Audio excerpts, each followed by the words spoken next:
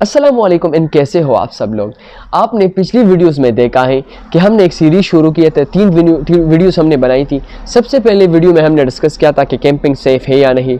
दूसरे वीडियो में हमने काउच सर्फिंग पे बात की थी। उसके बाद हमने और चीज़ों पे बात की। तो आज की वीडियो में मैं बात करना चाहूँगा वॉलंटियरिंग की, एक ऐसा तरीका जिससे आप ट्रैवल में काफ़ी पैसे बचा सकते हैं।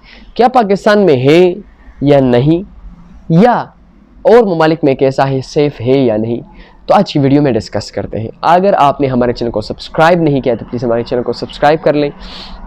भाई इसको कहते हैं वॉलंटियरिंग। ये ट्रैवलिंग के जो टर्मिनोलॉजीज़ है उसमें 4 टर्मिनोलॉजीज़ है। 4th नंबर कि यार ये लफ्ज़ हम बार बार यूज़ करते हैं।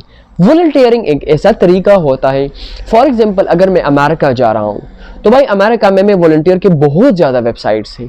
वहाँ पे मैं पोस्ट करूँगा कि भाई मैं अमेरिका आ रहा हूँ और यहाँ के आसपास में जिसको भी कोई नौकर चाहिए या एक ख़ास किस्म काम के लिए चाहिए या कोई हेल्प के लिए कोई बंदा चाहिए तो भाई मैं हाज़िर हूँ।